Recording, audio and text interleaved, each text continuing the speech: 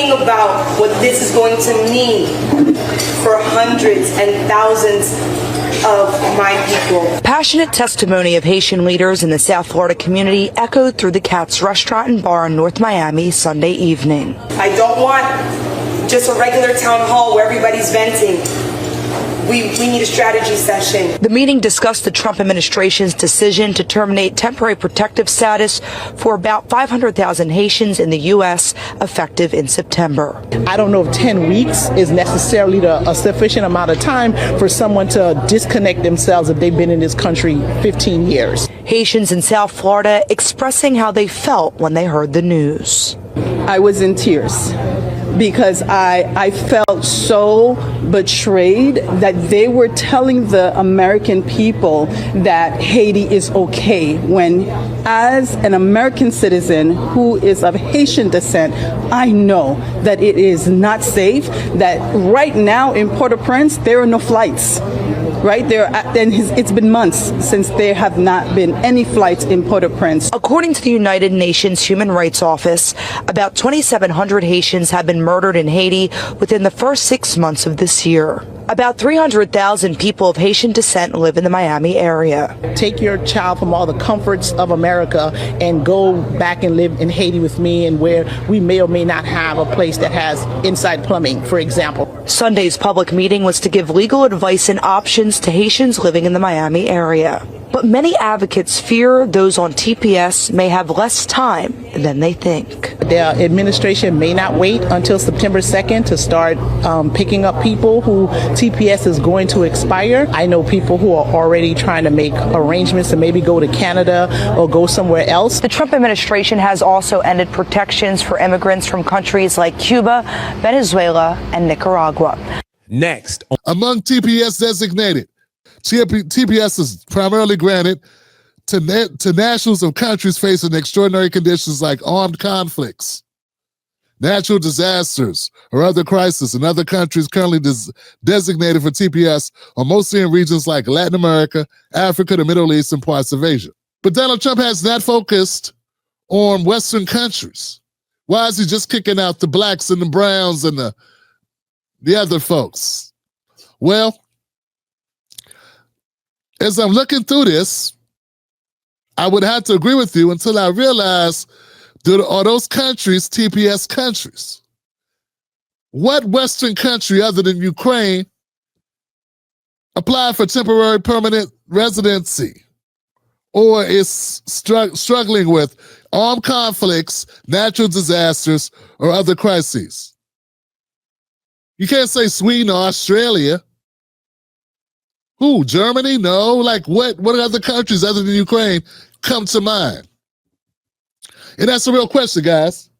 I'm serious because when I'm hearing the MSNBC types, when I'm hearing liberal sides, and they're criticizing Trump on this, and I'm willing to criticize them too. But if you're talking about withdrawing TPS, who has it? If you don't have it, how are you going to withdraw it? Yeah, I know they're going to say Tim Black is caping for Trump. What I'm saying is, what majority white countries, other than Ukraine, what other Western countries are right now using TPS? Now, I know South Africa, we just saw, I don't know, a couple handfuls of those people come over. Trump's approach to South Africa has been through the refugee program, not TPS. In May 2025, the Trump administration welcomed 59 white South Africans, or Afrikaners, as refugees, arguing they face racial persecution. These individuals were processed through the Refugee Resettlement Program, not TPS.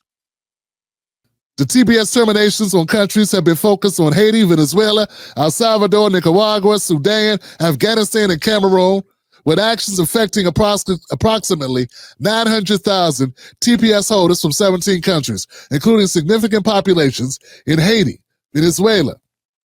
These terminations align with the administration's broader immigration enforcement agenda, citing reasons like high visa overstay rates, inadequate screening, or national security concerns. So I'm not defending it, but what I'm saying is people are saying this is like targeting Haitians. It seems like the whole world is coming at Black Americans saying, won't you help us out? As if we control the levers of power. You're also assuming we want to help you out. Like, you're asking the people on the bottom rung of the country to sacrifice to help you stay, and who does that? Like, who would do that? Right now, Black Americans are 40% of the homeless rate. Not Nicaraguans and Venezuelans, not Sudanese, not Haitians, Black Americans. That's a very distinct group. How can you go to the people that are doing the worst as a group when it comes to economic advancement as a whole, generally speaking? Don't get me wrong, some people are killing it. Some people are doing really, truly well that are Black American. This is not all. But what I'm saying is, they're expecting the people that are up against it, whose backs have been up against the wall since we've been in this country, who are fighting for everything we can get out of this country to better the lives of us and our children. And you're looking at us and saying, we got to be your ally. And I hate to say it, but I got to say it. It seems like when you do get over here, you align with white folks.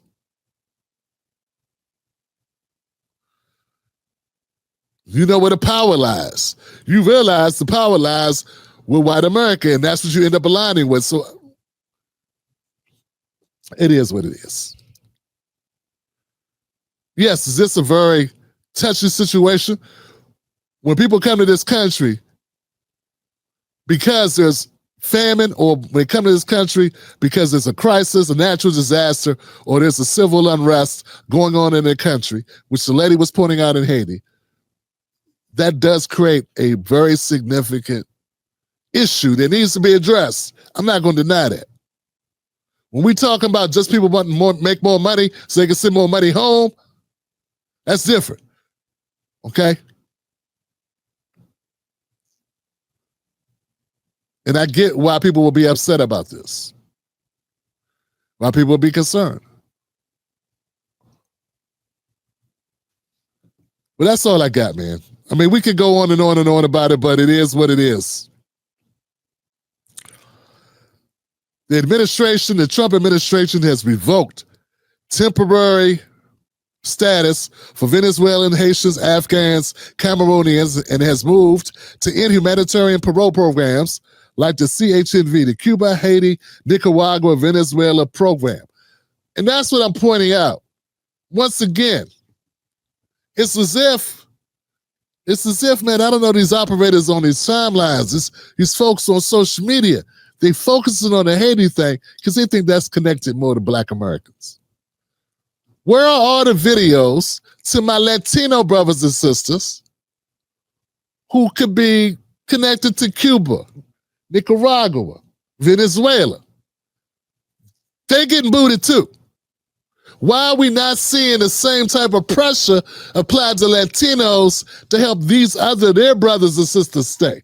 I mean, those people are from those countries.